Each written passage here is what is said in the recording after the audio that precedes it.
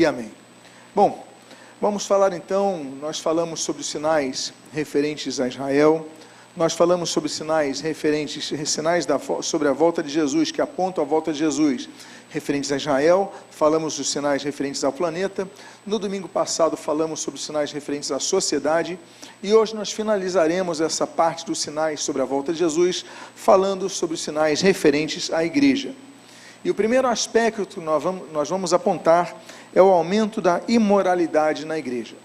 Vamos ao texto bíblico do que o apóstolo Paulo escreve em 1 Timóteo, capítulo 1, versículos 7 a 17. 1 Timóteo, capítulo 1, versículo 7 até o versículo 17, quando a Bíblia diz: sabemos que a lei é boa, se alguém se utiliza dela de modo legítimo, tendo em vista que não se promulga a lei para quem é justo, mas para os transgressores e rebeldes, para os ímpios e pecadores, para os iníquos e profanos, para os que matam o pai ou a mãe, para os homicidas, e para os que praticam a imoralidade, para os que se entregam às práticas homossexuais, para os sequestradores, para os mentirosos, para todos os que fazem juramento falso e para tudo que se opõe à sã doutrina, segundo o evangelho da glória de Deus, bendito, do qual fui encarregado. Então esse texto fala claramente sobre o final dos tempos, sobre o que a igreja devia esperar que acontecesse e observasse, né? Então nós temos aí o texto bíblico: pessoas iníquas, pessoas profanas, que mesclam o sagrado, o que é santo, com o que não é santo, né? Pessoas que praticam imoralidade, se entregam às práticas homossexuais, enfim, tudo isso já está no texto bíblico. Mateus capítulo 10, nós temos um alerta do Senhor Jesus, que fala no capítulo 24, no capítulo escatológico, que é o capítulo 24, no versículo 10, ele diz: nesse tempo, muitos hão de se escandalizar, trair e odiar uns aos outros. Bom, sempre houve na história pessoas egoístas, imorais, blasfemas, hipócritas na história, e basta que nos lembremos, desde a época de Caim, que odiou seu irmão, que invejou seu irmão, que matou seu irmão, né? As épocas de Sodoma e Gomorra, os tempos de Noé, basta nós olharmos as vastas páginas da Bíblia, para vermos que esses males sempre aconteceram. Por quê? Porque fazem parte da natureza caída humana. Mas o que Deus fez? Deus levantou um povo, colocou uma responsabilidade nesse povo para representá-lo, para ser um povo diferente, para ser um povo santo, um povo separado. E aí então ele objetivou isso de maneira clara, para que houvesse uma diferença entre aqueles que serviam a Deus e aqueles que não serviam. O texto de Malaquias, no capítulo 3, no versículo de número 18, ele diz de maneira clara: então vocês verão mais uma vez a diferença entre o justo e o ímpio, entre o que serve a Deus e o que não serve. Meus amados irmãos, essa palavra divina, ela mostra claramente: então vereis outra vez a diferença entre o que serve a Deus e o que não serve a Deus. As pessoas têm que ver essa diferença em nós. Pessoas que não demonstram essa diferença no meio da sociedade na qual estão inseridas, elas então não se colocam da maneira como Deus quer que se coloque, até porque o Senhor Jesus, ele fala sobre isso, e nós lemos esse texto de Mateus, capítulo 5, no sermão do monte, no sermão da colina, no sermão daquela ali junto ao lago de Genezaré, mar de Tiberíades, mar da Galileia, quando Jesus fala ali em Mateus capítulo número 5, versículos 13 a 16, o seguinte: vocês são o sal da terra. Ora, se o sal vier a ser insípido, como lhe restaurar o sabor? Para nada mais presta, senão para, lançado fora, ser pisado pelos homens. Vocês são a luz do mundo. Não se pode esconder uma cidade situada no alto de um monte, nem se acender uma lamparina para colocá-la debaixo de um cesto, mas num lugar adequado, onde ilumina bem todos que estão na casa. assim brilhe também, olha só o que ele fala, assim brilhe também a luz de vocês diante de quem? Dos outros, não é só brilhar diante de Deus. Brilhe a luz de vocês diante dos outros, para que vejam as boas obras que vocês fazem e glorifiquem o Pai de vocês que está nos céus. Então, mais uma vez, nós ressaltamos, quando Deus fala, então, vereis a diferença entre o que serve a Deus e o que não serve a Deus, a sociedade tem que enxergar a diferença em nós. Não basta você se dizer cristão e agir como não cristão. Não basta você dizer-se seguidor de Cristo, discípulo de Cristo, e andar e agir como se não seguisse a Cristo, não fizesse a diferença. Nós somos o sal da terra, então vamos salgar essa terra podre. Nós somos a luz do mundo, então vamos iluminar essa terra que anda em trevas. Agora, infelizmente, nós temos visto igrejas ou comunidades travestidas de igrejas, com nomenclaturas de igrejas, dizendo-se cristãs, que não têm doutrina bíblica. E por não ter doutrina bíblica, por não trabalhar em textos bíblicos, serem muitas vezes, ao invés de igrejas, locais de motivação, automotivação, apenas inflando egos, apenas favorecendo a alimentação do ego próprio, mas não confrontando as pessoas. Então não gera doutrina, não mostra a doutrina bíblica. E essas igrejas, então, têm gerado ovelhas sem solidez espiritual, cujas vidas têm que confrontar na palavra de Deus, pela palavra de Deus, o pecado. E os altares, que deveriam ser consagrados, estão contaminados. Hoje em dia, pregadores não cuidam mais de falar os seus pensamentos, que são muitas vezes corrompidos. Eles não se preocupam mais com isso, e isso tem gerado igrejas mortas. Então nós vemos que isso tudo é reflexo do aumento da apostasia, que tem se ampliado e ainda vai se ampliar no final dos tempos.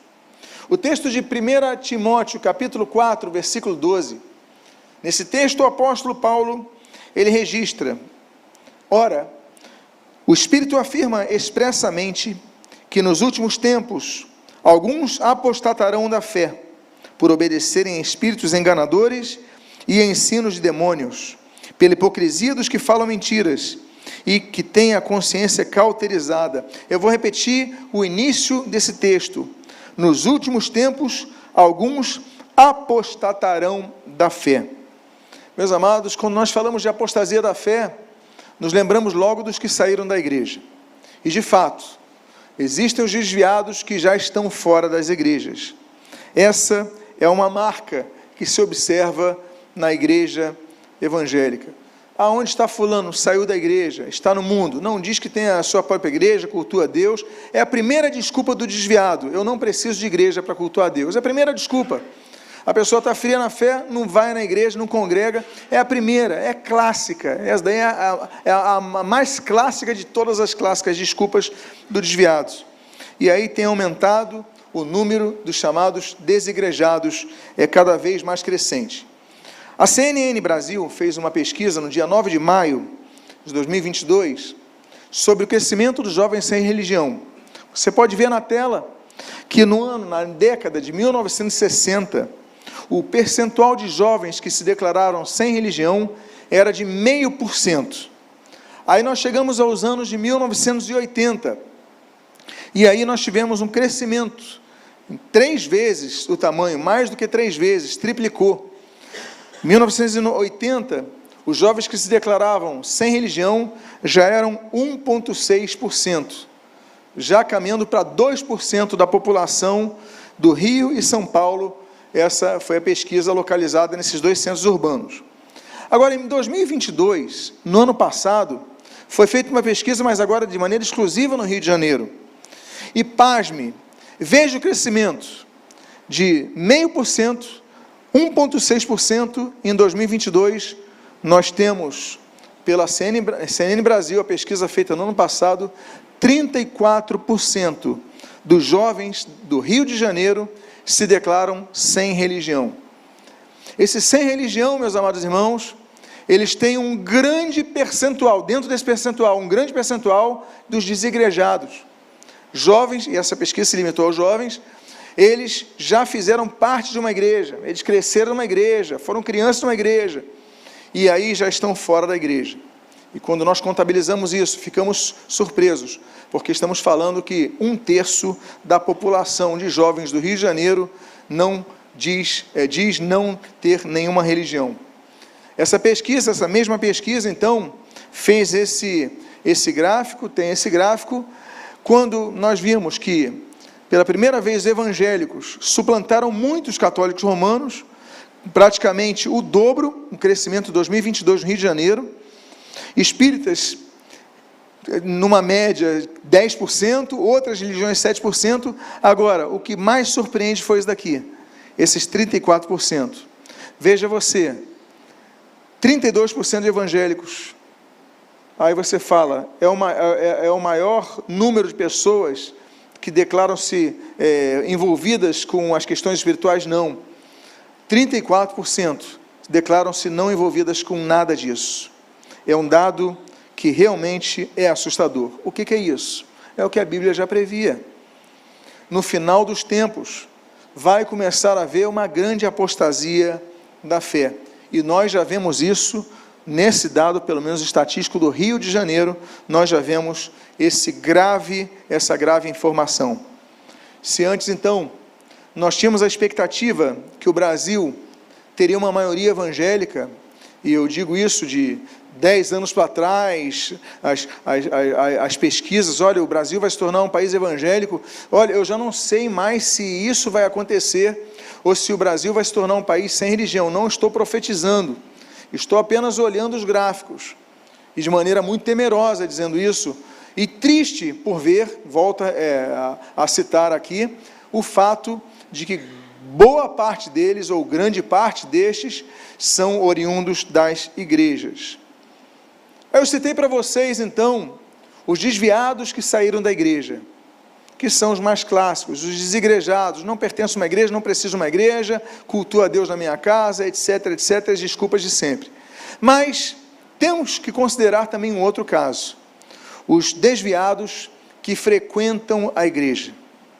Nem todo desviado, ele deixou de frequentar a igreja. Inclusive, muitos estão nas lideranças de ministérios, e infelizmente não poucos, no próprio pastorado das igrejas. Mesmo nas igrejas sérias, amados irmãos. E é muito triste usar esse termo, não é verdade? Mesmo nas igrejas sérias. Porque há igrejas hoje que são verdadeiras brincadeiras, de mau gosto. Absurdo isso. Mas mesmo as igrejas sérias, muitos desviados estão frequentando os seus assentos.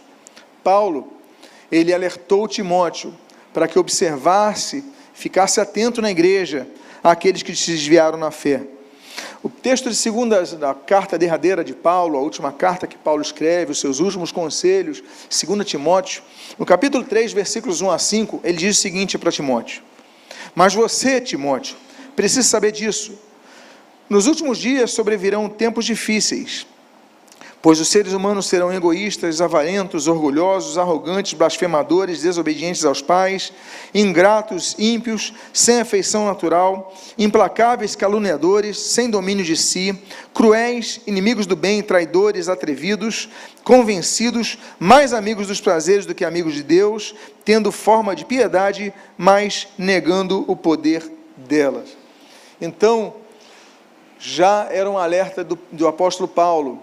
Olha, essas características tão variadas já seriam observadas, e você, Timóteo, que é líder de igreja, Timóteo era líder, foi líder na igreja de Éfeso, fique atento para observar essas coisas, porque, volto a dizer, a igreja tem que ser sal da terra, a igreja tem que ser luz do mundo, tem que haver diferença entre o que serve a Deus e o que não serve a Deus.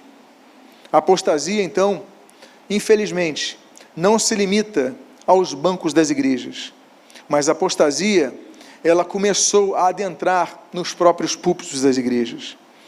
Reportagem da BBC Brasil mostra, essa reportagem foi do ano 2016, já é antiga, mas eu coloquei aqui porque, quando eu li, eu fiz o print logo, porque eu fiquei horrorizado. O título diz: pastora evangélica provoca polêmica no Canadá após declarar que não acredita em Deus. pastor, uma pastora, uma liderança da igreja não acredita em Deus e continua dirigindo a igreja. Como isso é possível? Uma reportagem agora de 2013, em Londres, culto alternativo de igreja ateísta, igreja ateia, tem rock e comédia. E a cerimônia diz, o texto, o artigo diz, uma igreja ateísta no norte de Londres está se provando um sucesso entre os não crentes. Alguns, no entanto, acreditam que a iniciativa pode se tornar uma nova religião. Inaugurado no mês passado como ponto de encontro para ateus, a Assembleia de Domingos, ainda coloca o nome de Assembleia de Domingos, nas palavras de seu mestre de cerimônias, o comediante Sanderson Jones, parte de um show de pessoas batendo os pés, parte igreja ateísta, ateia, e em geral uma celebração de vida. E a frequência de 300 pessoas ali em Londres participam desse, abre aspas, culto vazio de Deus. Como é que pode? Bom, como é que pode? A palavra de Deus já nos mostra e nos aponta claramente sobre isso. Agora, com o aumento da apostasia, naturalmente existe o aumento de uma coisa chamada escândalo. É o sentimento de perplexidade que a sociedade vê. Como é que eles se dizem cristãos e fazem isso? Como é que se dizem discípulos de Cristo e fazem isso? São de uma igreja e fazem isso? E hoje, meus amados irmãos, isso tem aumentado amplamente, até por causa do advento das redes sociais, dos celulares que filmam tudo. Então os escândalos têm aumentado de maneiras proporcionais jamais antes vista. O Senhor Jesus, ele usa esse termo, e ele fala de uma maneira muito intensiva em Mateus capítulo 18, versículo 7, o seguinte: ai do mundo por causa dos escândalos, porque é inevitável que venham escândalos, mas ai do homem pelo qual vem o escândalo. Meus amados irmãos, existem ais, existem os alertas de sofrimentos que vão vir a pessoas, mas os escândalos vêm da igreja para o mundo. O mundo observa os escândalos da igreja, ele fala ai das pessoas de onde vêm os escândalos. Então, os escândalos têm sido mais noticiados e, naturalmente, as redes de comunicação, interessa a elas mais expor a igreja do que expor os que não estão na igreja, e aí nós temos essa questão que faz parte de todo esse escopo relacionado aos escândalos, à apostasia dos últimos tempos. Vale ressaltar o pensamento judaico. O conceito judaico era que, e é um conceito que a igreja primitiva adota, e a igreja santa dos dias de hoje adota, que é preferível o martírio ao que? A apostasia. Quantos cristãos a gente vai vendo no circo romano, por exemplo, que foram lançados aos leões, às feras, para não negarem o nome de Jesus? Quantos foram queimados vivos para não negarem o nome de Cristo, para não apostatarem? Então, esse conceito que a Igreja Santa de hoje, nós vemos isso hoje nos países muçulmanos, as perseguições, pessoas sendo mortas, decapitadas, porque não negam o nome de Cristo. Então, meus amados irmãos, é preferível o martírio do que a apostasia. Esse é um dos sinais. Nós temos um outro sinal, que nós estamos tratando então aqui, dos sinais referentes à igreja. O surgimento de falsos cristos, que enganarão a muitos.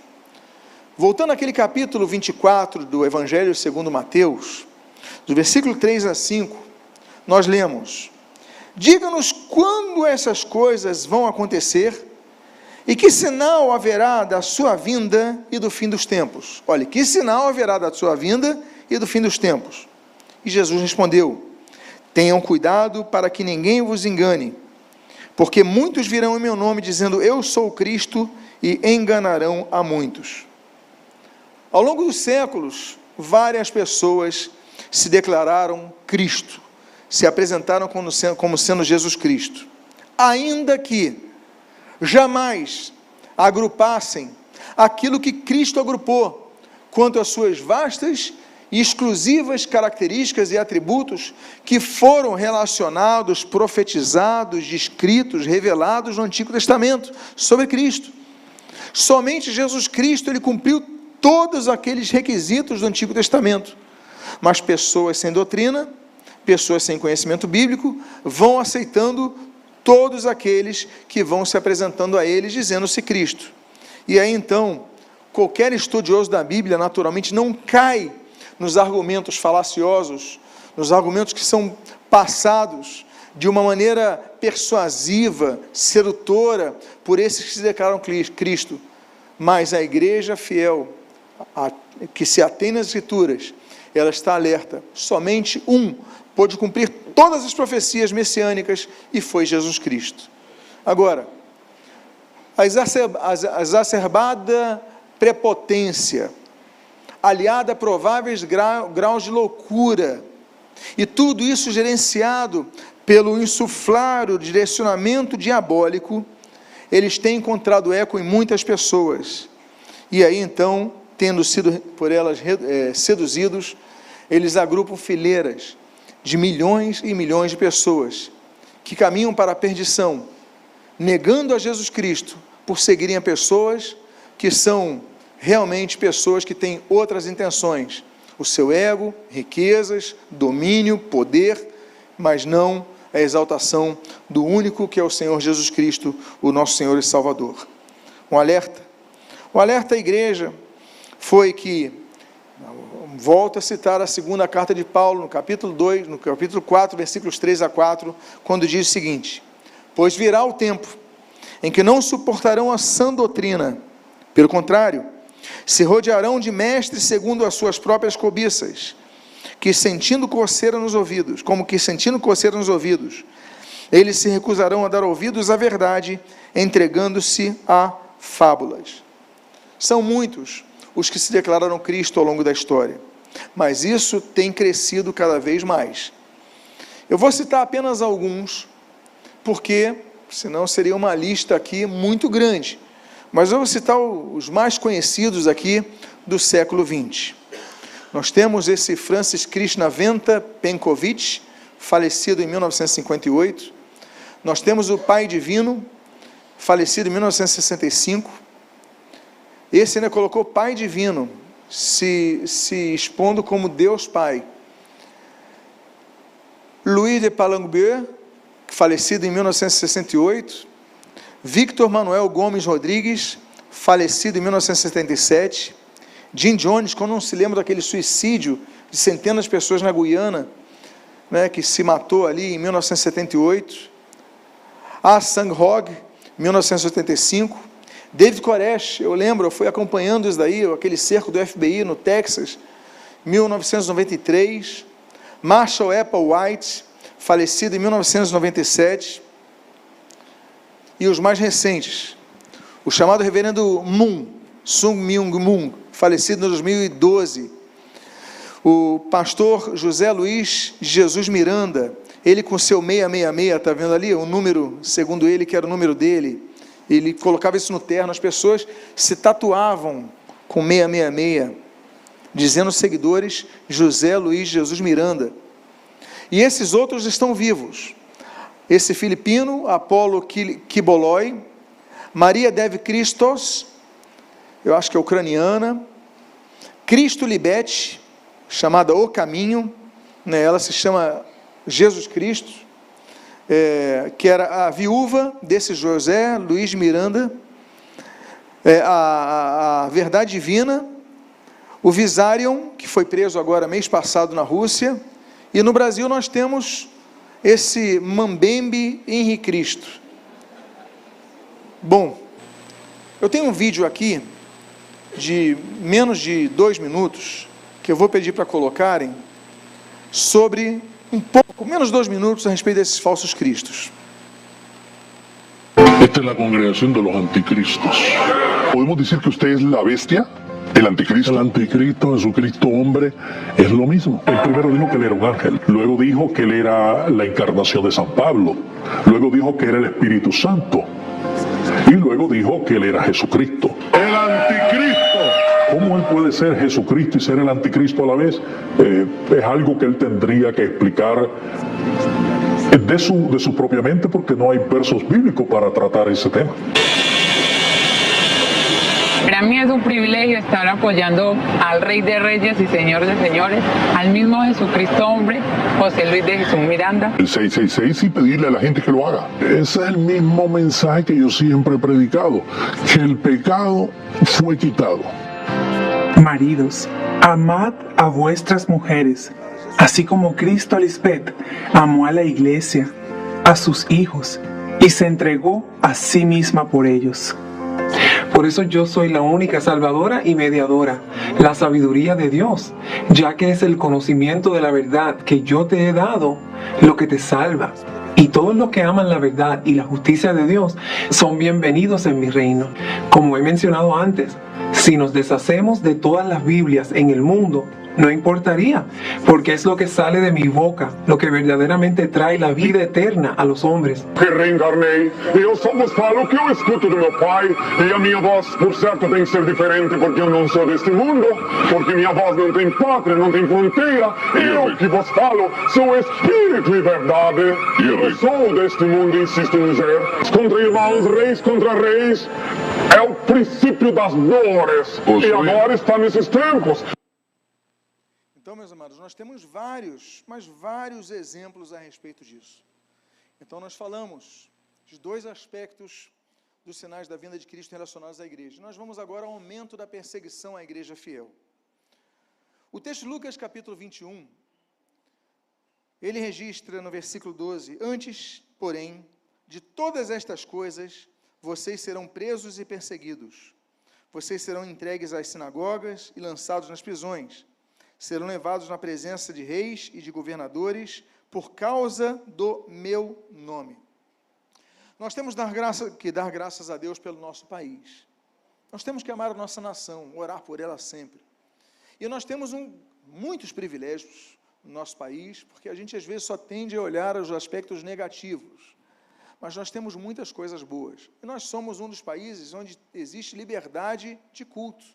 Desde 1890, e isso vai ser efetivado pela Constituição Republicana de 1891. Essa é uma vantagem que nós temos, mas essa vantagem nem todos os países hoje usufruem. Essa liberdade, ela é restringida em grande parte das nações do mundo. Antigamente, no período do medieval, você não tinha liberdade de culto. A Inquisição Católica Romana, ela te prendia, ela te matava, ou se torturava, acabava com sua vida se você pregasse algo diferente.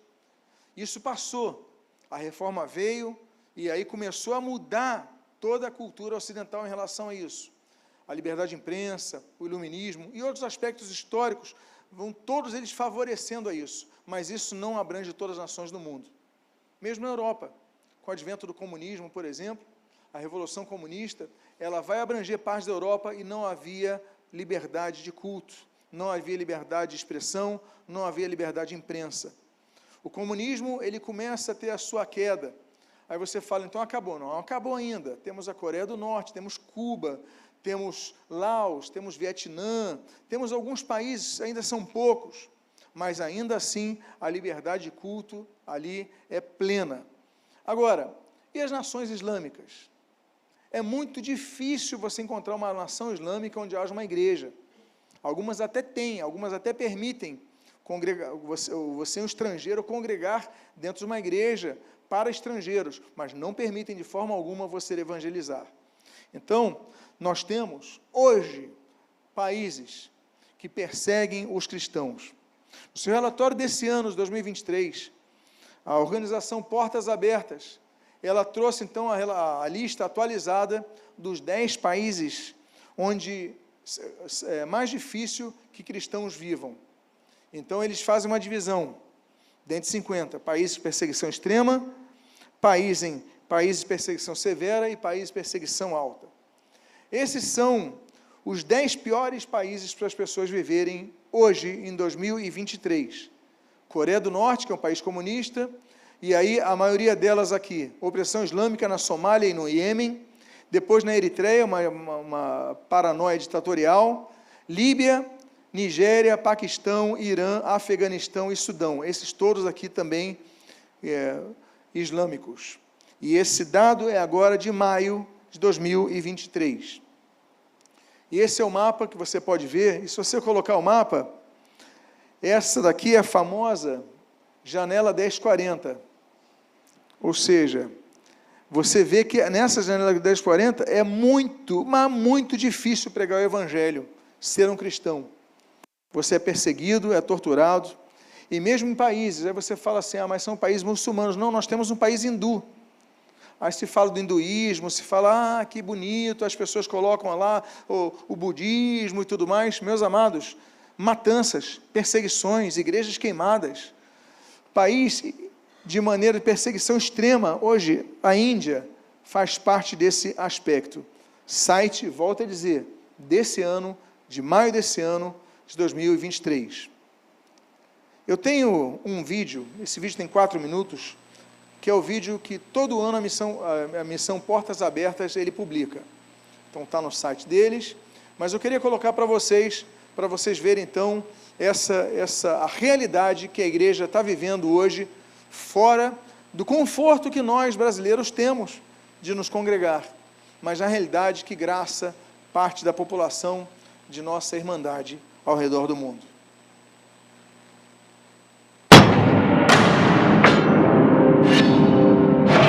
Perseguição aumenta após 10 anos de extremistas fazem ataques em série na Talibã África. proíbe mulheres nas Cuba universidades. manda fechar igreja com 30 anos de história. Morre em prisão domiciliar. Terroristas matam cerca de 40 cristãos e exigem resgate por cadáver na Nigéria. O total de cristãos perseguidos chegou a um número alarmante. Hoje, já são mais de 360 milhões de cristãos perseguidos ao redor do mundo. Irmãos e irmãs enfrentando opressão, violência, ataques, prisões e muitas vezes até morte por causa da fé em Jesus. A falta de liberdade das comunidades cristãs no mundo é representada na Lista Mundial da Perseguição, um ranking que identifica os 50 países mais hostis aos cristãos. Desde 1993, a LMP é a única ferramenta que monitora e analisa a perseguição de forma sistemática e completa. A pesquisa da Portas Abertas leva em consideração os diversos meios que são usados para inibir, discriminar e pressionar os nossos irmãos. Sejam eles estruturas religiosas, políticas, familiares ou redes criminosas que têm como objetivo abalar a igreja em uma tentativa de eliminar o cristianismo de sua história. Em 2023, a Coreia do Norte volta à primeira posição. É o país mais fechado ao evangelho em todo o mundo. A maior fonte de perseguição é o Estado e suas ideologias rígidas e absolutas, não dando espaço a nenhuma crença diferente. Com a aplicação de novas leis, o número de detenções de cristãos voltou a aumentar e igrejas domésticas foram encerradas. Todos os cristãos norte-coreanos sobrevivem em constante perigo e precisam viver a fé em segredo. A violência contra os cristãos aumentou nos países da África subsaariana, presentes na lista. Somália, Eritreia, Nigéria e agora Sudão fazem parte dos 10 primeiros países no ranking 2023. O aumento do extremismo islâmico tem encontrado terreno fértil na região. Ali, os cristãos são alvos de grupos extremistas como Boko Haram, Al-Shabaab e outros que destroem igrejas e aldeias. O Afeganistão, que virou alvo da imprensa internacional, ocupa a 9ª posição. Após a turbulenta tomada do governo pelo Talibã, o país virou uma prisão onde os direitos humanos não são respeitados. Os poucos cristãos do país fugiram ou vivem de maneira clandestina, totalmente escondidos. Muitos estão em campos de refugiados e enfrentam fome e medo diariamente. As mulheres e crianças são as mais vulneráveis.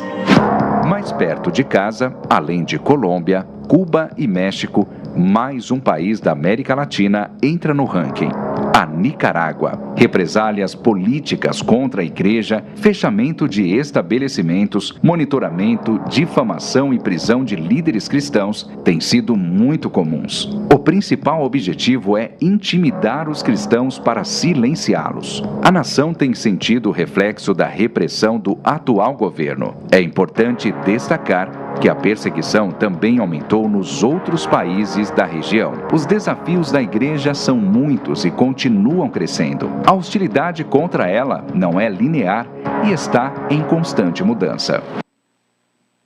Então, meus amados, esse é um dado, uma realidade que nós vivemos nos dias de hoje. E nós devemos sempre orar pela igreja perseguida. Amém, queridos? Vamos fazer isso, né? Sempre colocar em nossas orações. Agora, essa listagem, ela tem aumentado. Nós colocamos ali os dados do vídeo do ano, do relatório 2023, e eu obtive o relatório do aumento do crescimento entre 2021 e 2022, de relação a perseguições violentas. E nós temos esses dados. Cristãos mortos em razão da sua fé.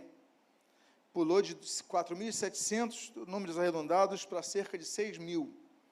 Igrejas e outros prédios atacados. Isso daí em primeiro lugar na Nigéria e segundo no Paquistão.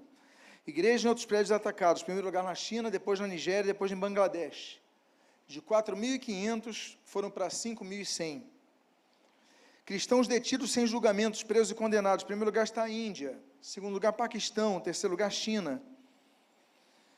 Só esses 3 países eles detêm 90% dos casos. Essas detenções injustas, elas pularam de 4.200 para 6.100. 6.200 praticamente. E cristãos sequestrados, encabeçados pela Nigéria, pularam de 1.100 para 3.800. Mais de 3 vezes isto. Eu falei então de 3 grandes sinais em relação à igreja, e eu caminho para o último sinal, que é o sinal que falta. Qual é o sinal que falta para Jesus voltar? O Evangelho ser pregado em todos os povos. O texto de Mateus capítulo 24, no versículo 11, nesse texto o Senhor Jesus ele declara o seguinte: e será pregado este Evangelho do reino por todo o mundo, para testemunho a todas as nações, então virá o fim. Por que eu coloquei a palavrinha grega, etnesin, ali do lado de nações?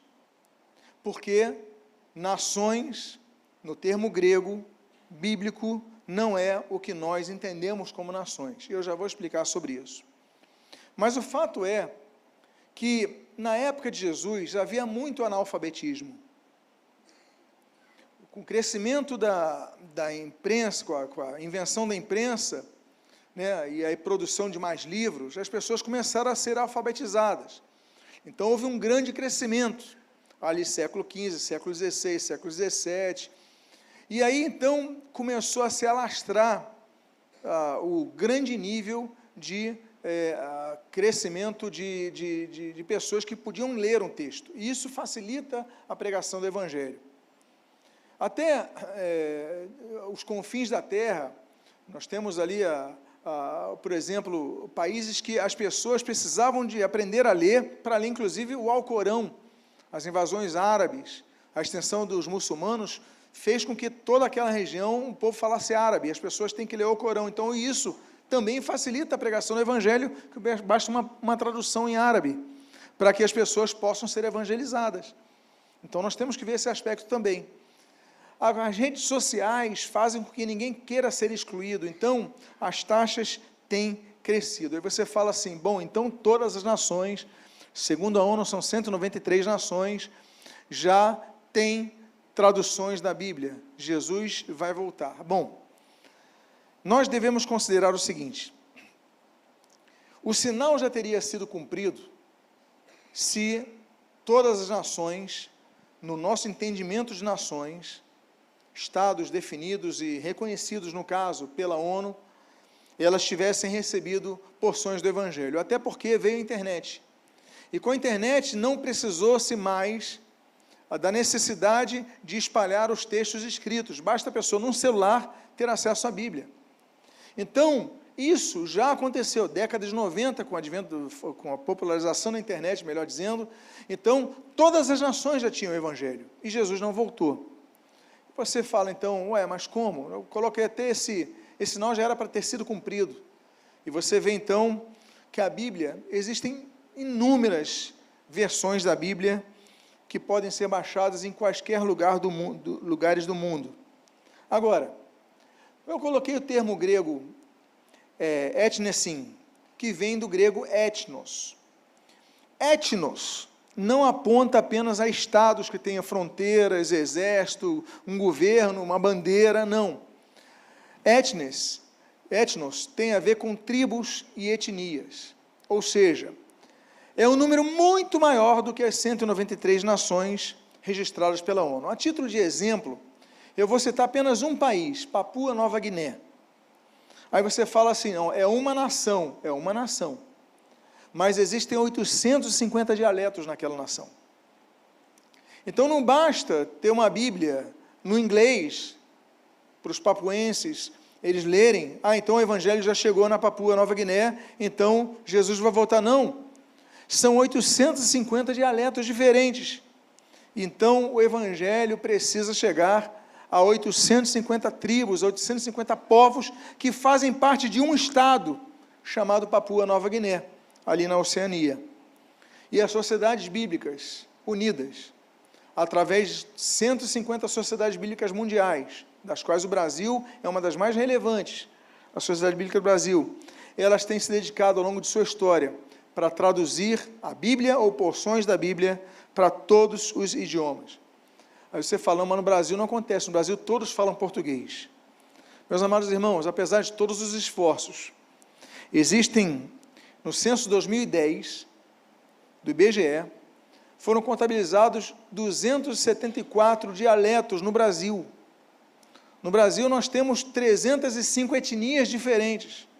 E Jesus, ele falou, quando o Evangelho foi pregado a todas as etnos, etnesim, de etnos, ou seja, todas as etnias, não é todas as nações, é todas as etnias. No Brasil existem 305 etnias, nós temos que pregar o Evangelho às 305 etnias, e assim então Jesus volta, para você então entender essa questão melhor. Então, para o Brasil ser inteiramente alcançado, não basta apenas as maiores línguas faladas, porque nós temos o Guarani, além do português, o Chavante, nós temos o idioma Yanomami, que são grandes populações indígenas, mas nós temos as tribos menores. Então, às vezes tribos com centenas de pessoas, às vezes tribos com dezenas de pessoas, e eles precisam ser evangelizados. Aí você fala, bom, graças a Deus o Brasil é livre, nossa Constituição dá liberdade, mas o problema são os governos que chegam. E eu tenho um dado desse ano, de 2023, que quando eu li, eu fiquei muito, eu vou usar uma expressão assim, indignado, quando eu li esse dado. Essa reportagem é da Gazeta do Povo, a data é do dia 2 de fevereiro desse ano, e diz assim, governo proíbe presenças religiosas e restringe o acesso em terra Yanomami. E aí coloca, o governo publicou uma portaria, o governo do presidente Lula publicou uma portaria nesta quarta-feira, com uma série de restrições de acesso à terra indígena Yanomami durante o período de vigência de emergência de saúde pública de importância nacional. Mas isso foi nesse ano de 2023. A portaria foi assinada pela Fundação dos Povos Indígenas, FUNAI, e Secretaria Especial da Saúde Indígena, do Ministério da Saúde. Entre as restrições, o governo proíbe o porte de arma, com exceção da força de segurança, entrega de drogas e bebidas alcoólicas, e o proselitismo religioso.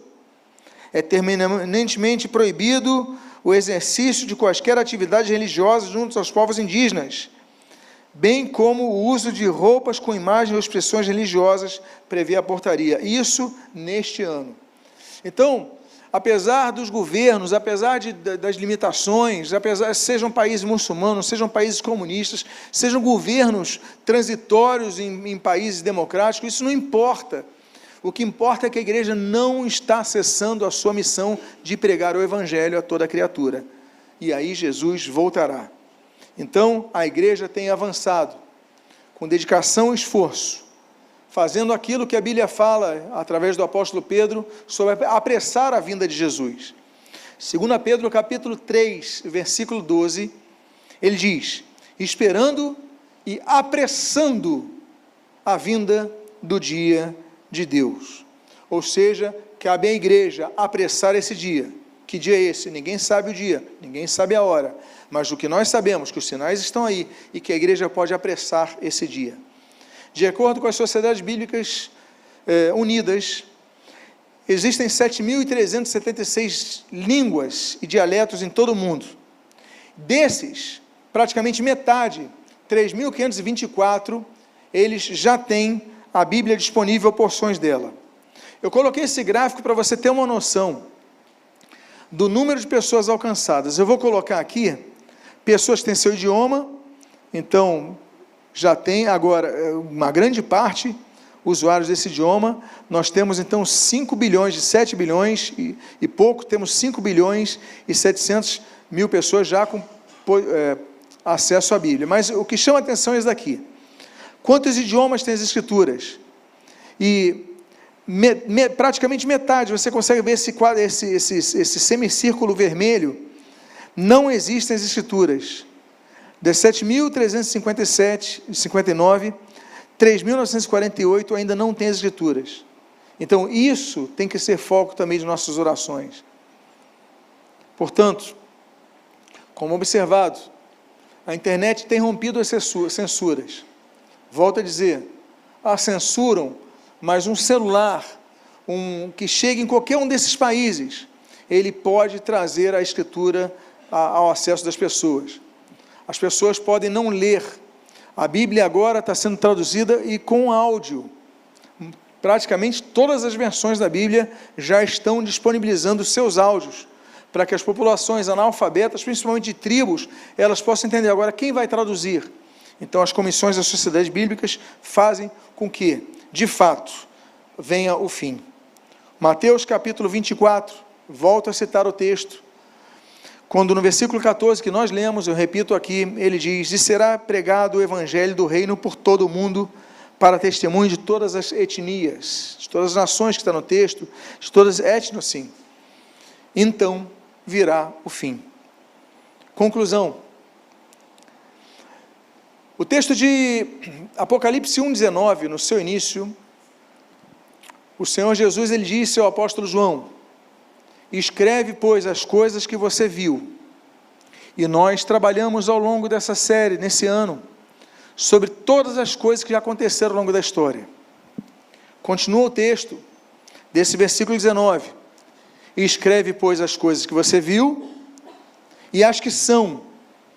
Esses últimos domingos nós tratamos sobre as coisas que são, que estão acontecendo nos dias de hoje.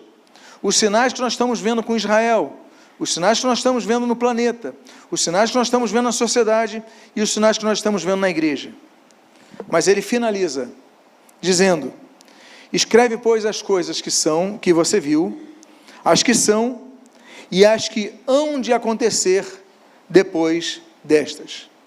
É por isso, então, que depois desse período final do ano, no primeiro domingo de janeiro, nós começaremos a tratar das coisas que vão acontecer no futuro.